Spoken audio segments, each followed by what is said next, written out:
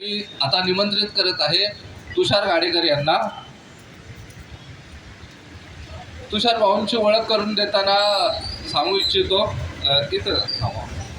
तुषार भाऊ हे भारतीय विद्यार्थी मोर्चाचे प्रचारक आहेत आणि ते खूप अभ्यासू आहे, आंबेडकरी चळवळीचे अभ्यासू आहे. या वयातच त्यांना खूप तर आज जे आपण तयार केलेले तर आपल्या ग्रुपचे ते सदस्य देखील आहेत. तर मी इच्छा करतो की त्यांनी जो आजचा जो उपक्रम आहे त्याबद्दल 2 शब्द त्यांचे मांडावे. धन्यवाद आपण बोलायची संधी दिल्याबद्दल. सर्वात प्रथम सर्वांना जय भारत, जय संविधान, जय भीम.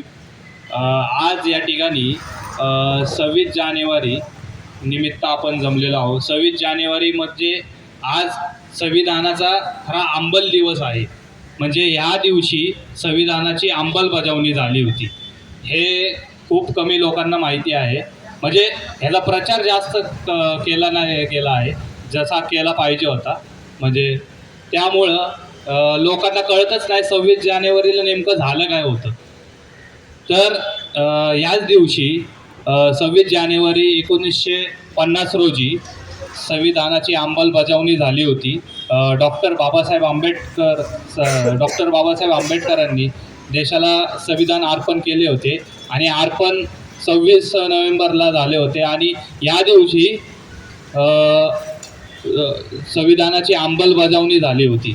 तर या दिवसाचं महत्त्व डॉक्टर बाबासाहेब आंबेडकरांना जातं. ते खूप कमी लोकांना माहिती आहे आणि खूप कमी लोक त्यांचं महत्त्व माहिती आहे.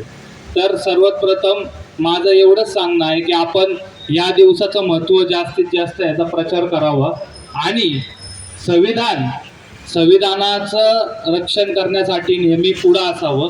कारण हे पण ह्याची पण आपण समीक्षा करणं गरजेचं आहे की खरंच आज संविधान पूर्णपणे अंमल होत आहे का नाही. आणि जर अंमल होत नसेल तर अंमलबजावणी का करत नाहीये, कोण करत नाहीये, ह्याच्यावर आपण विचार केला पाहिजे. आणि सर्वात महत्त्वाचा मुद्दा म्हणजे आज EVM इलेक्ट्रॉनिक वोटिंग मशीन त्या माध्यमातून आज कितीतरी गडबड होत आहे. आज खूप ठिकाणी गडबड होताना आपल्याला दिसून येते. तर खूप ठिकाणी अशी जर EVM मध्ये गडबड होत असेल तर सरकारने, शासनाने, चुनाव आयोगाने यांनी कुठंतरी विचार केला पाहिजे की जर एवढ्या ठिकाणी गडबड होत असेल तर निवडणूक प्रक्रिया हा खूप सेन्सिटिव्ह विषय आहे.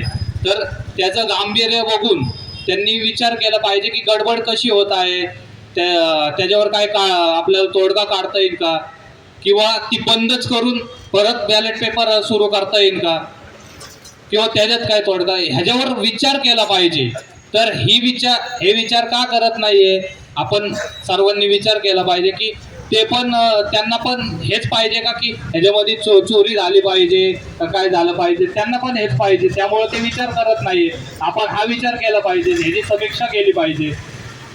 तर माझं एवढं म्हणणं आहे की या दिवशी संविधान जर अंमलबजावणी झाली होती तर ह्याची पूर्णपणे अंमलबजावणी होत आहे का, ह्याच्यावर आपण एक विचार मंथन केलं पाहिजे. असंच माझं सर्वांना सांगणं आहे.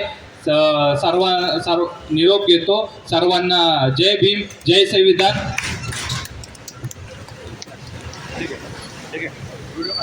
खूप खूप धन्यवाद तुषार भाऊ.